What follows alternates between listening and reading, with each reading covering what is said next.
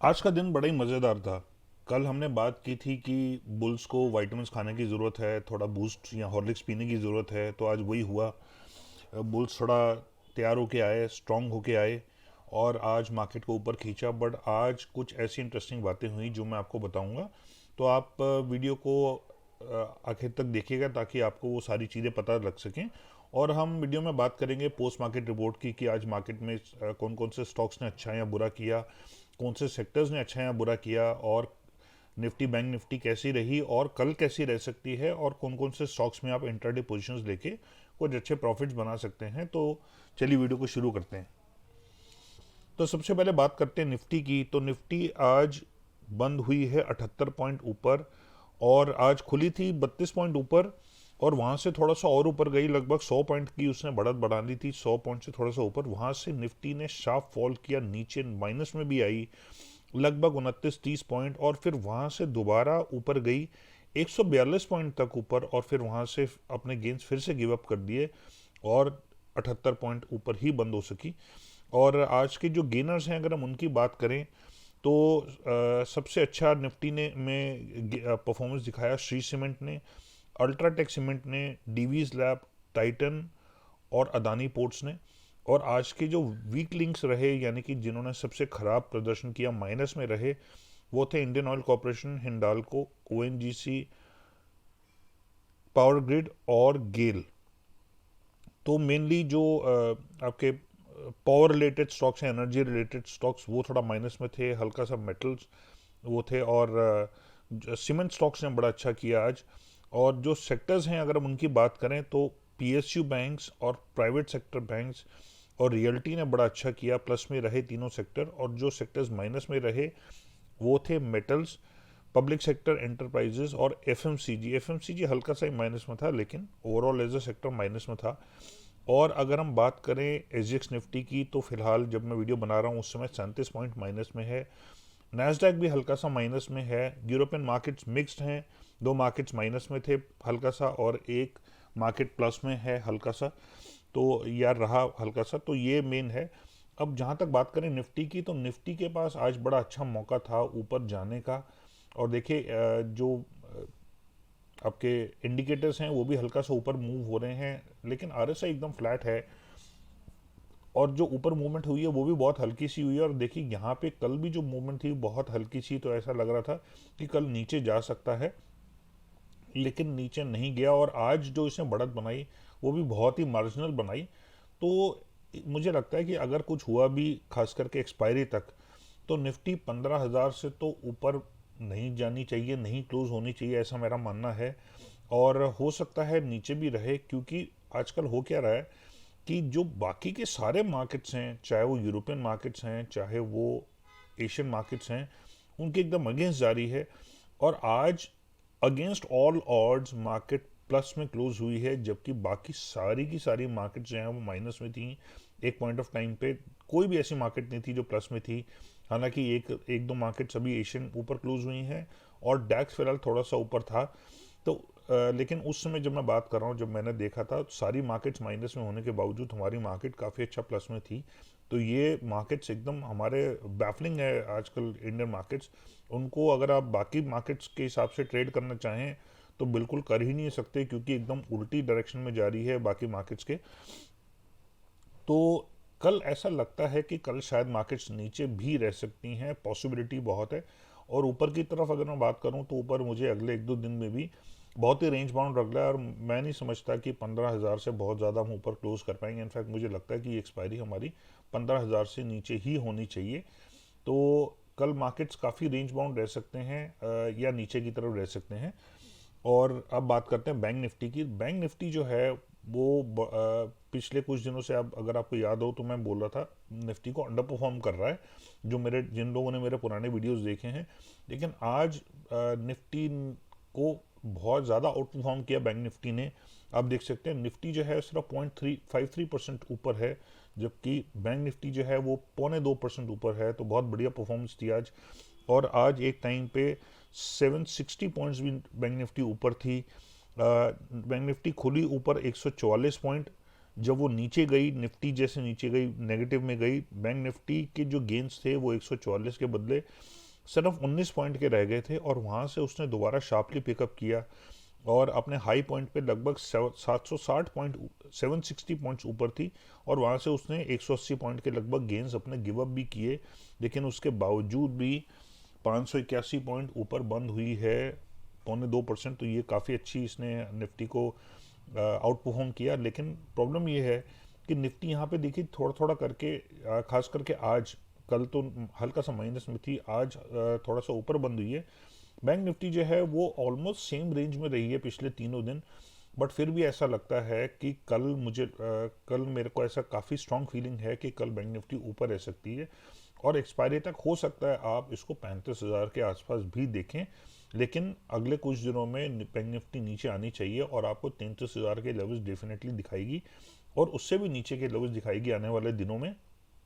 But कल की अगर हम बात करें तो पॉसिबिलिटी ये है कि कल बैंक निफ्टी प्लस में रह सकती है।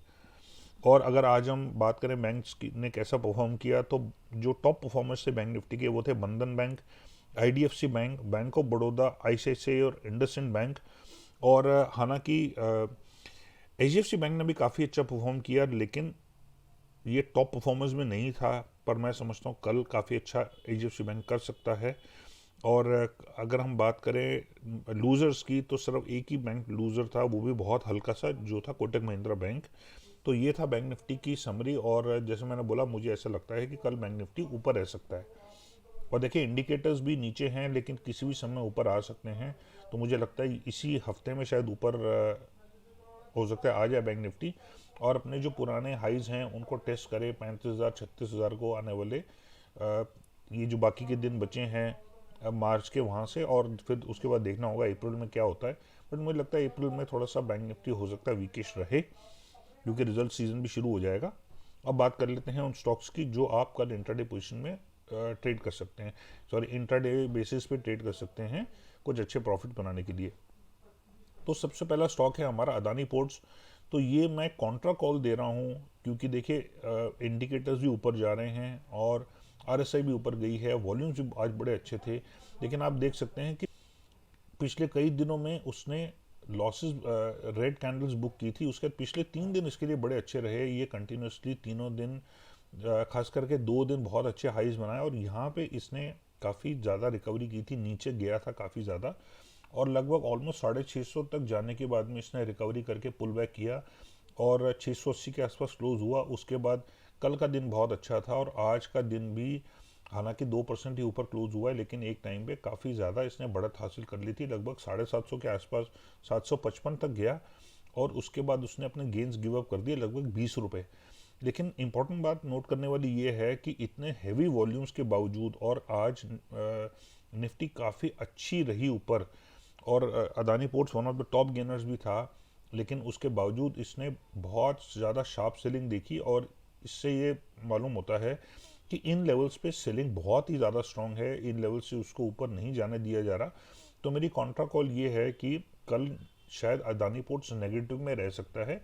तो कल अगर ये 735 से नीचे ट्रेड करे या नीचे का ट्रेंड दिखाए, तो इसमें आप 740 का स्टॉप लॉस लेके इसमें एक शॉर्ट पोजीशन ले सकते हैं। लेकिन ये ध्यान रखिएगा, शॉर्ट पोजीशन आपने तभी लेनी है जब कंफर्म हो जाए कि ये नीचे ही जाएगा और इसका ट्रेंड नीचे का बन चुका है, यानी कि अपर शैडो बनाने के बाद अगर ये नीचे जाता है तो ही इसमें पोजीशन लेनी है। और फिर भी बहुत ध्यान रखना है, तो 740 से का स्टॉप लॉस डेफिनेटली बड़ा स्ट्रिक्ट स्टॉप लॉस रखना है, क्योंकि पॉसिबिलिटी ये भी है कि एक बार दोबारा ये अटेम्प्ट करे हाइस को, तो इसीलिए मैं बोल रहा हूँ कि थोड़ा सा ध्यान रखना है। मेरा ईमेल आईडी है investwise0070@gmail.com। तो अगर आप अपने ब्रोकर को बहुत ही हाई ब्रोकरेज रेट्स देते हैं, या आप अपने ब्रोकर की सर्विसेज से सेटिस्फाइड नहीं हैं, आपको काफ़ी सारे सर्विस इश्यूज आते हैं, आपका कोई आरएम नहीं है, कोई आपकी जो प्रॉब्लम्स हैं उसको ढंग से रिजॉल्व करने वाला कोई नहीं है, या आपको कोई गाइड करने वाला कोई नहीं है कि आप कौन सा स्टॉक कब खरीदें कब बेचें, तो आप मुझे इस ईमेल एड्रेस पे लिख सकते हैं, और मैं आपका अकाउंट एक बहुत ही रिप्यूटेड ब्रोकिंग हाउस के साथ खुलवाऊंगा, जिसमें आपके ब्रोकर रेट्स अभी जो आप दे रहे हैं उससे काफ़ी कम तो होंगे ही होंगे, साथ में आपको सर्विस इश्यूज भी नहीं आएंगे, और आपका आरएम मैं रहूँगा। और अगर आपको फिर भी किसी तरह का कोई प्रॉब्लम आपको फेस करते हैं या आपको गाइडेंस चाहिए तो मैं आपको गाइड करूंगा, आपके प्रॉब्लम सारे रिजॉल्व करूंगा अगर आपको किसी भी तरह का कोई इशू आता है। और आपको साथ में ये भी गाइड करूंगा कि आप कौन सा स्टॉक किस प्राइस पे कब खरीद सकते हैं, कब बेच सकते हैं, ताकि आपके प्रॉफिट ज़्यादा से ज़्यादा बने, जो अभी शायद ना भी बन रहे हों या आपको लॉसेस भी हो सकता है हो रहे हों, क्योंकि आपको कोई प्रॉपर गाइडेंस नहीं मिल पा रही है। तो आप जब मेरे साथ जुड़ेंगे तभी आप ये समझ पाएंगे कि मैं आपका वेल्थ ग्रो करने में कितनी ज़्यादा आपकी हेल्प कर सकता हूँ। तो उसके लिए मुझे इस ईमेल एड्रेस पे आप लिख सकते हैं, और ये ईमेल एड्रेस जो है ये मेरे हर वीडियो के डिस्क्रिप्शन में भी दिया होता है। और अगर आप अभी तक मेरे टेलीग्राम चैनल के मेंबर नहीं हैं या मुझे ट्विटर पे फॉलो नहीं करते हैं तो इन दोनों के लिंक्स के भी डिस्क्रिप्शन में दिए हुए हैं। आप डिस्क्रिप्शन में से लिंक्स देख के मुझे वहाँ पे मेरे साथ जुड़ सकते हैं, टेलीग्राम पे और ट्विटर पे भी। नेक्स्ट बात करते हैं पेज इंडस्ट्रीज़ की। तो पेज इंडस्ट्रीज़ मेरे कल के वीडियो में भी था, और आज देखिए आज पौन 3.5% के करीब ऊपर गया है अच्छे वॉल्यूम्स पे। और ऐसी उम्मीद की जा सकती है कि जो अपने ये पुराने हाइज हैं लगभग 31,500 32,000 के जो लेवल्स हैं इनको भी रीटेस्ट कर सकता है। तो मेरे हिसाब से कल ये और ऊपर जाना चाहिए। तो कल अगर ये 31,000 के करीब ट्रेड करता है या ऊपर का ट्रेंड दिखाता है तो इसमें 30,500 का स्टॉप लॉस लेके इसमें एक बाइंग पोजीशन ली जा सकती है। और देखिए इंडिकेटर्स भी इसके ऊपर जा रहे हैं, आरएसआई और स्टोकेस्टिक्स भी। तो मैं समझता हूँ कल का दिन भी इसके लिए एक अप डे हो सकता है। नेक्स्ट बात करते हैं एचडीएफसी बैंक की। तो जैसा कि मैंने बोला एचडीएफसी बैंक की वजह से ही कल बैंक निफ्टी ऊपर जाएगा, क्योंकि एचडीएफसी बैंक में स्ट्रेंथ काफ़ी देखने को मिल रही है। देखिए 2 दिन पहले भी इसमें बना था ग्रीन कैंडल, लेकिन उसमें सेलिंग आ गई थी क्योंकि उसमें मार्केट्स की जो बायस था वो डाउनवर्ड था। तो काफ़ी अच्छे वॉल्यूम्स के बावजूद भी ऊपर गया एचडीएफसी बैंक, लेकिन दोबारा काफ़ी ज़्यादा सेलिंग आ गई और बहुत ज़्यादा ऊपर ही क्लोज नहीं हो पाया। उसके बाद कल का दिन जो है नेगेटिव रहा एचडीएफसी बैंक के लिए, लेकिन वॉल्यूम्स बड़े कम थे। और आज दोबारा इसने बड़े स्ट्रॉन्ग वॉल्यूम से एक बहुत स्ट्रॉन्ग कैंडल बनाई है, लगभग 2.25% ऊपर। और देखिए इंडिकेटर्स भी ऊपर मूव होने शुरू हो गए हैं। तो मुझे ऐसा लगता है कि कल का दिन एचडीएफसी बैंक के लिए एक पॉजिटिव डे, गेनिंग डे रह सकता है। तो कल अगर एचडीएफसी बैंक 1510 से ऊपर ट्रेड करे या ऊपर का ट्रेंड दिखाए तो इसमें 1500 का स्टॉप लॉस लेके इसमें एक बाइंग पोजीशन ली जा सकती है। नेक्स्ट है इंडिगो। तो इंडिगो ने काफ़ी ज़बरदस्त राइज देखा यहाँ पे, फिर इसमें कंटिन्यूस फॉल्स आई। उसके बाद यहाँ पे लगभग इसको करीब 1650 के लेवल्स पे, 1625 के लेवल्स पे इसको सपोर्ट मिला है और यहाँ पे कंटिन्यूसली ऊपर जा रहा है। एक दिन माइनस गया लेकिन अगले दिन बड़ी स्मार्ट रिकवरी करी इसने। कल और आज बहुत ही अच्छे गेंस किए और देखिए वॉल्यूम भी कंटिन्यूसली बढ़ते जा रहे हैं और ऑलमोस्ट हाईएस्ट वॉल्यूम्स के आसपास हैं इसके करंट वॉल्यूम्स आज और ऑलमोस्ट कल के भी। और बहुत स्मार्ट रिकवरी की है इसने। और आज इसका मारू बोजू कैंडल बना, यानी कि जो ओपनिंग प्राइस था वही इसका लो था और इसने ऊपर भी गेन ज़्यादा गिव अप नहीं किए। तो कल ऐसा लगता है कि ये कल 1800 या उससे थोड़ा सा ऊपर के लेवल्स भी देख सकता है।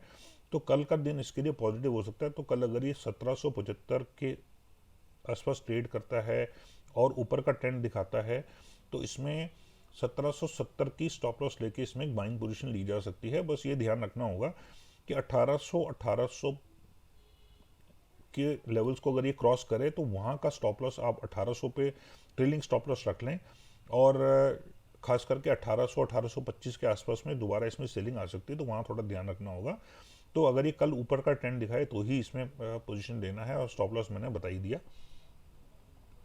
नेक्स्ट बात करते हैं कोफोर्ज की। तो कोफोर्ज ने बहुत ज़बरदस्त रिटर्न्स दिए हैं अभी तक और यहाँ पे थोड़ा सा रेंज बाउंड रहा यहाँ से लेकर यहाँ तक, लेकिन इसने दोबारा एक हाइज अटेम्प्ट किए, नए फ्रेश हाइज।